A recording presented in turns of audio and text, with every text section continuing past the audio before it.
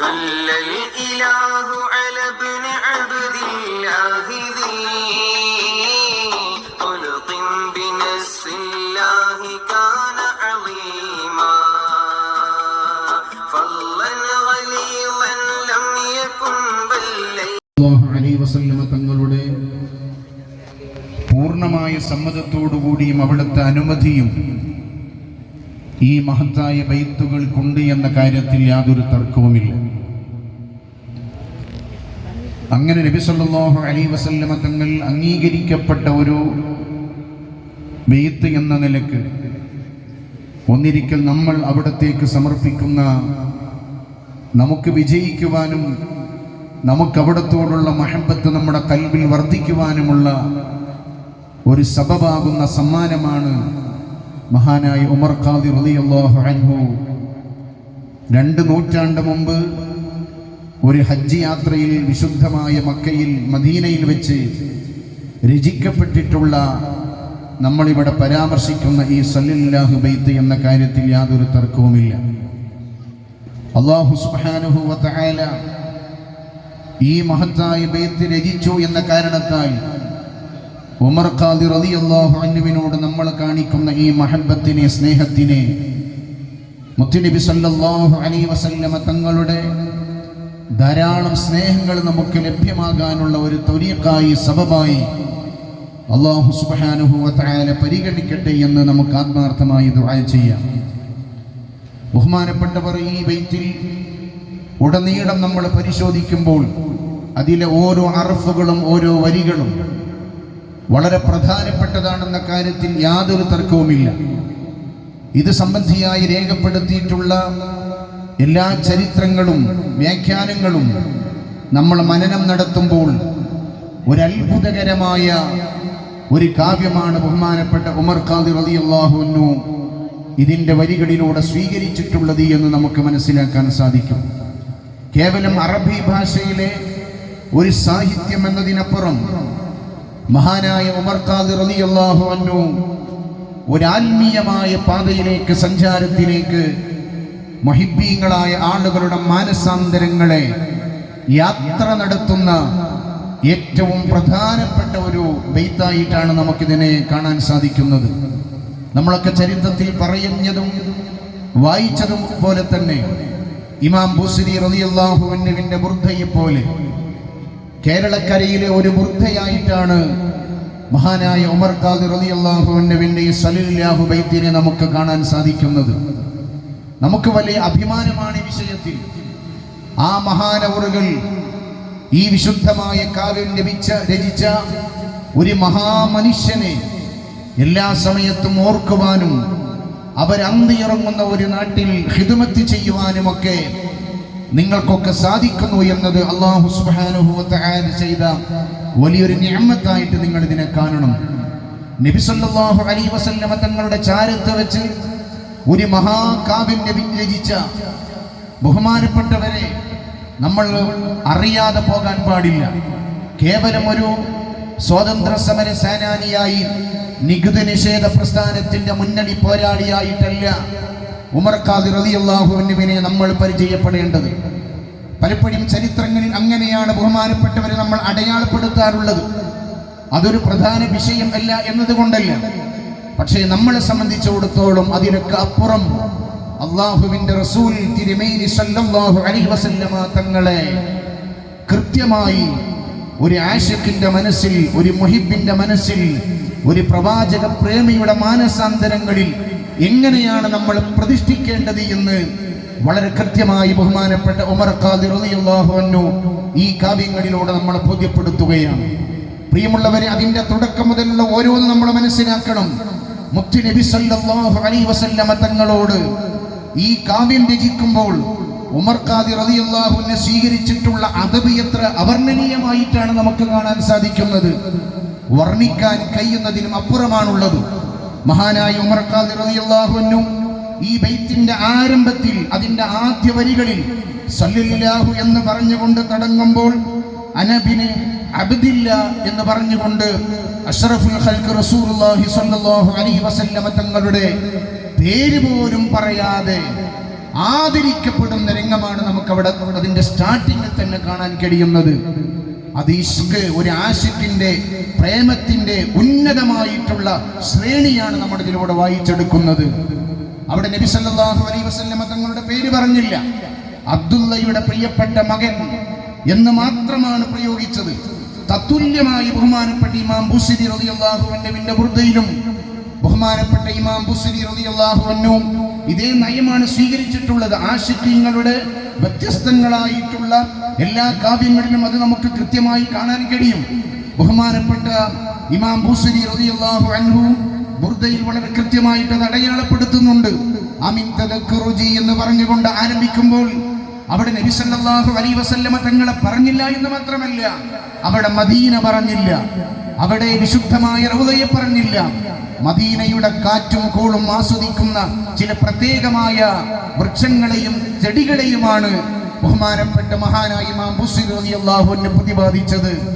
അത് ആശിഖിന്റെ, ഒരു മുഹിബിന്റെ മനസ്സിൽ താൻ പ്രണയിക്കുന്നവരോട് എത്രമേൽ അതവുണ്ട്, എത്രമേൽ ബഹുമാനമുണ്ട് എന്നതിന്റെ വലിയ ഉദാഹരണങ്ങളാണ്. ബഹുമാനപ്പെട്ട ഉമറുൽ ഖായിരി റളിയല്ലാഹു അൻഹു തമിഴ്നാട്ടുകാരനായ മഹാനവറുകൾ അല്ലഫൽ അൽഫ് ബൈത്തിലും ഇതേ രീതിയാണ് സ്വീകരിച്ചിട്ടുള്ളത്. നമ്മളിങ്ങനെ പരതുമ്പോൾ ആശിഖീങ്ങളായ ആളുകളൊക്കെ മഹാന്മാരായ ആളുകളെ സംബന്ധിച്ച് പറയുന്ന ഓരോ ബൈത്തുകളിലും ഈ രീതിയാണ് വളരെ കൃത്യമായി സ്വീകരിച്ചിട്ടുള്ളത്.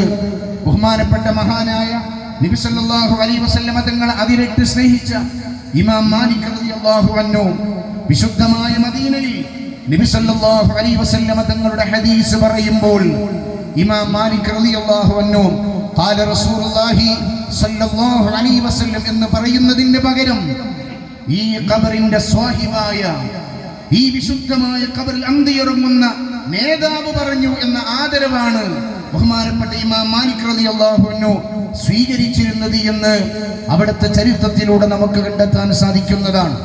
അല്ലാഹുവിന്റെ റസൂൽ തിരുമേനി സല്ലല്ലാഹു അലൈഹി വസല്ലമ തങ്ങളുടെ പേര് പറയുന്നതിന് ഭയപ്പെടുകയാണ് അവർ. അത് ഇഷ്കിന്റെ ഒരു ഭാഗമാണ്. മഹാനായ അലി, ബഹുമാനപ്പെട്ട മഹാനായ അലി ബിലാൽ റളിയല്ലാഹു അൻഹുവിന്റെ ചരിത്രം നമുക്കറിയാം. നബി സല്ലല്ലാഹു അലൈഹി വസല്ലമ തങ്ങൾ വഫാത്തായതിനു ശേഷം ഇനി ഞാൻ മദീനയിൽ ബാങ്ക് വിളിക്കുകയില്ല എന്ന് ബഹുമാനപ്പെട്ട സയ്യിദുനാ ബിലാൽ റളിയല്ലാഹു അൻഹു പറഞ്ഞു. എന്താ കാരണം? അല്ലാഹുവിന്റെ റസൂലിന്റെ പേര് പറയുന്ന ബാങ്ക് വിളിക്കുകയല്ല ഒരു ആശിക്ക് ചെയ്യേണ്ടത്. പക്ഷേ ബിലാൽ തങ്ങൾക്ക് ആ പേര് പറയാൻ പ്രയാസമാകുകയാണ്. അല്ലാഹുവിന്റെ റസൂലിന്റെ വിശുദ്ധമായ പേര് പറയുമ്പോൾ ബിലാൽ മുഅദ്ദിൻ റളിയല്ലാഹു അൻഹുവിനെ പൂർത്തിയാക്കാൻ സാധിക്കുകയില്ല. അതുമായി ബന്ധപ്പെട്ട ചരിത്രം പിന്നീട് പറയുന്നുണ്ട്. ഒരിക്കൽ പിന്നെ മദീനയിലേക്ക് തിരിച്ചു വന്ന് എല്ലാവരും നിർബന്ധിപ്പിച്ച് ബിലാൽ തങ്ങളോട് ബാങ്ക് വിളിക്കാൻ പറഞ്ഞപ്പോൾ മഹാനായ സയ്യിദുനാ ബിലാൽ മുഅദ്ദിൻ റളിയല്ലാഹു അൻഹു മഹാനവറുകൾക്ക് ബാങ്ക് വിളിച്ച് അതിൽ അശ്ഹദു അല്ലാ ഇലാഹ ഇല്ലല്ലാഹ് അശ്ഹദു അന്ന മുഹമ്മദുർ റസൂലുള്ളാഹ്. ബിലാൽ തങ്ങൾക്ക് ആ വിശുദ്ധമായ പേര് പറഞ്ഞ് പൂർത്തിയാക്കാൻ സാധിച്ചില്ല. മഹാനവറുകളുടെ തേങ്ങിക്കരച്ചിലാണ് മദീന നിവാസികൾ മുഴുവൻ ശ്രവിച്ചതെന്ന് പല സന്ദർഭങ്ങളിലും ആ ചരിത്രത്തെ സ്മരിച്ചവരാണ് നമ്മൾ. ആ രീതിയിലാണ് മഹാന്മാരായ ആളുകളൊക്കെ ഹബീബായ മുഹമ്മദ് മുസ്തഫ സല്ലല്ലാഹു അലൈഹി വസല്ലമ തങ്ങളുടെ പേര് ഉപയോഗിക്കുന്നിടത്ത് പോലും അവർ ശ്രദ്ധ ചെലുത്തിയിട്ടുണ്ട്. ഇസ്ലാമിന്റെ ചരിത്രത്തിൽ ഒരുപാട് മഹാന്മാരായ ആശിഖീങ്ങളായ ആളുകൾ അല്ലാഹുവിന്റെ റസൂലിന്റെ പേര് മറ്റാർക്കെങ്കിലും ഉണ്ടെങ്കിൽ അവരെ പേര് പറയുന്ന സമയത്ത് വുദൂ ഇല്ലാതെ ആ പേര് ഉച്ചരിക്കാറില്ല. അവര് വുദൂ ഇല്ലാതെ ആ പേര് പറയാറില്ല. കാരണം അത്രമേൽ ആദരവാണ് ഹബീബായ മുഹമ്മദ് മുസ്തഫ സല്ലല്ലാഹു അലൈഹി വസല്ലമ തങ്ങളോട്. അല്ലാഹു നമുക്ക് അവിടത്തോടുള്ള മഹബത്ത് നമ്മുടെ കൽബിൽ അല്ലാഹു വർദ്ധിപ്പിച്ചു തരട്ടെ.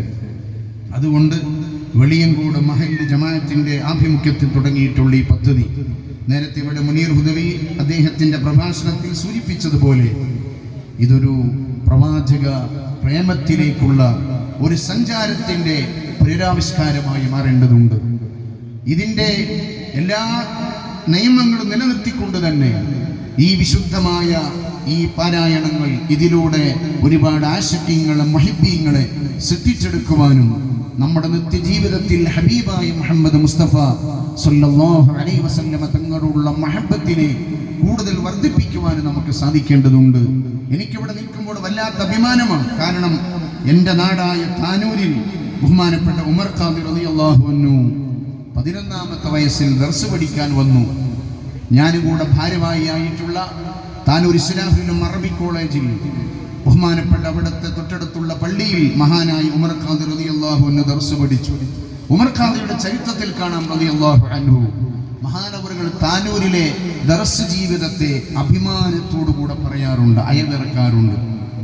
അൽഹംദുലില്ലാഹ്, ഞാൻ ഇന്ന് അഭിമാനത്തോടുകൂടെ പറയുന്നു, ഞാനും കൂടെ ഒരു ചെറിയ പ്രവർത്തകനായ താനൂർ ഇസ്ലാഹുലും അറബി കോളേജിൽ ആ മഹത്തായ പള്ളിയിൽ അവിടുത്തെ സംവിധാനത്തിൽ മഹാനവറുകൾ പഠിച്ചതിന് മഹാനവറുകൾ അഭിമാനത്തോടുകൂടെ അയവിറക്കിയതുപോലെ ഈ സമയത്ത് അത് അഭിമാനത്തോടുകൂടെ പറയാൻ ഞാൻ ആഗ്രഹിക്കുകയാണ്.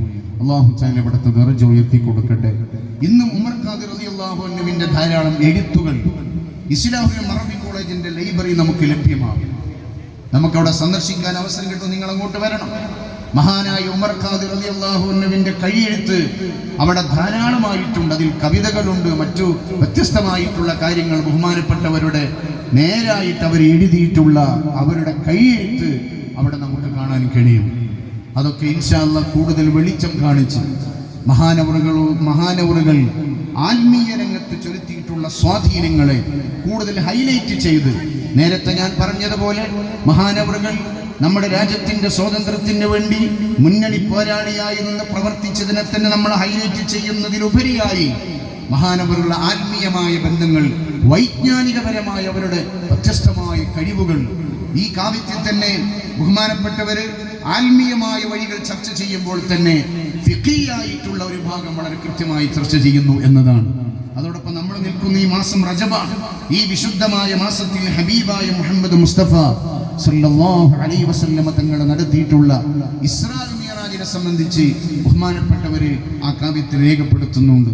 അല്ലാഹു തആല അവിടുത്തെ ദർജ ഉയർത്തി അവരോടുള്ള മഹബത്ത് മുത്തി നബി സല്ലല്ലാഹു അലൈഹി വസല്ലമ തങ്ങളോടുള്ള മഹബത്താക്കി മാറ്റി.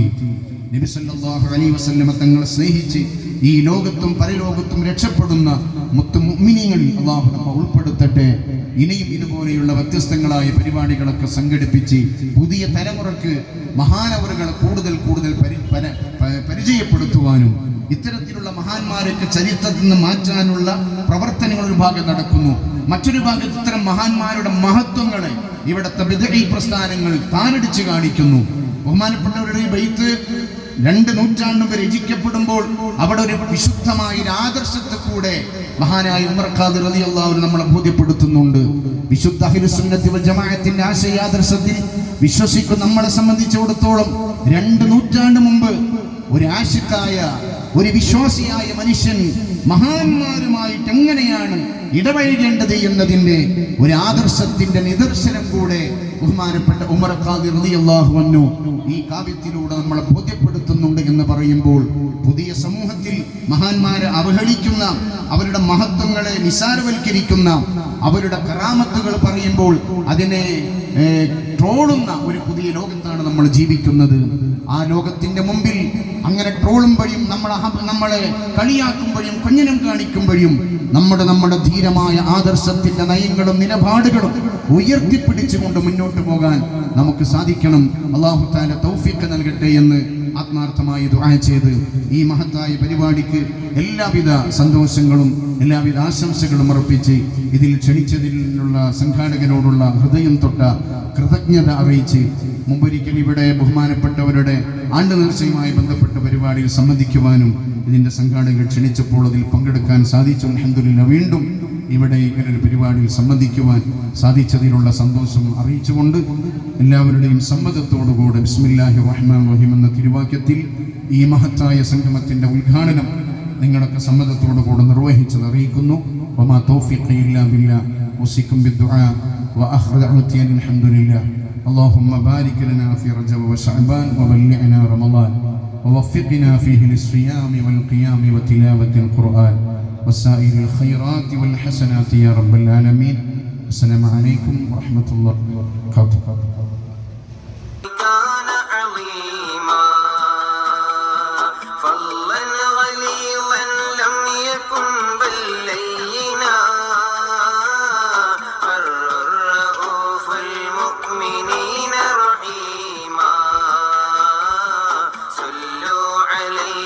سلموا تسليما